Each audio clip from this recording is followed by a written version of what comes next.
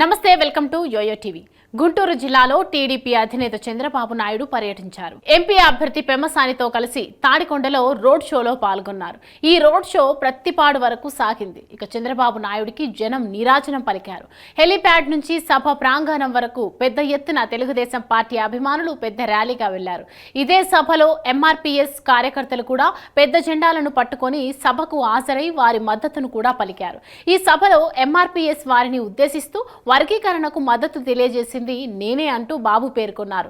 అంతేకాకుండా పెమ్మసాని గురించి వ్యాఖ్యానించారు. రాజ్యసభకు పంపిస్తాను అంటే వద్దని తాను నేరుగా ప్రజలకు సేవ చేయాలని అనుకుంటున్నట్లు తెలిపాడని చంద్రబాబు చెప్పారు. అంతేకాకుండా గుంటూరులో పెమ్మసానికి ఉన్న ప్రజాదరణ గురించి ప్రత్యేకంగా చెప్పాల్సిన అవసరం లేదని, ఈసారి ఎన్నికలో ఆయన్ను గెలిపించాలని ప్రజలను కోరారు. పెమ్మసాని ఎంపీగా గెలిస్తే ఎంతో అభివృద్ధి చేస్తారని చంద్రబాబు చెప్పారు. మీరు పెమ్మసానిని గెలిపించండి, నేను గుంటూరును దేశంలోనే నంబర్ 1 గా అభివృద్ధి చేస్తానని అన్నారు.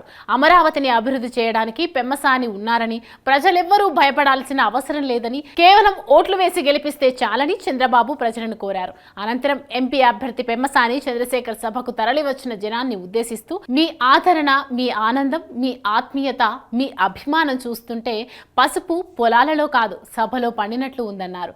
నీళ్లు లేకున్నా, గిట్టుబాటు ధర రాకున్నా వరి, పత్తి, మిర్చి పండించే ఈ ప్రత్తిపాడు ప్రజానికానికి అందరినీ కలుపుకొని వెళ్తున్న పోరాట యోధులు రామాంజనేయులకు నమస్కారాలు తెలిపారు. ప్రజా సంక్షేమం, అభివృద్ధి కోసం నిరంతరం శ్రమిస్తూ మమ్మల్ని అందరినీ నడిపిస్తున్న టీడీపీ అధినేత చంద్రబాబు నాయుడుకు హృదయపూర్వక కృతజ్ఞతలు తెలిపారు. ఆంధ్రప్రదేశ్, తెలంగాణ విడిపోయిన తర్వాత అధికారంలోకి వచ్చిన చంద్రబాబు నాయుడు ఏపీ అనే 2 ప్రాథమిక సూత్రాలతో సంక్షేమాన్ని కలుపుకొని సమగ్ర సార్వత్రిక అభివృద్ధికి పూలపాట పట్టారని తెలిపారు. ఇక ఇందులో భాగంగా ఏ అంటే అమరావతి అని, పి అంటే పోలవరం అంటూ ఆయన చెప్పుకొచ్చారు. ఇక చంద్రబాబు నాయుడు హయాంలో 30,000 ఎకరాలకు పైగా ఎకరాలను రాజధాని కోసం సమకూర్చారని, మీరు కేవలం 3 ఎకరాలైన సేకరించగలరా అంటూ ప్రశ్నించారు.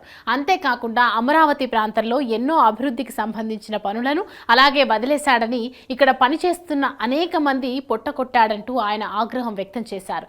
రానున్న తెలుగుదేశం ప్రభుత్వమే అని, ప్రజలెవ్వరూ ఆందోళన చెందాల్సిన పని లేదని తెలిపారు. ప్రతి ఒక్కరూ రాష్ట్ర అభివృద్ధి కోసం టీడీపీకి ఓటు వేసి తమను గెలిపించాలని పెమ్మసాని చంద్రశేఖర్ ప్రజలను కోరారు.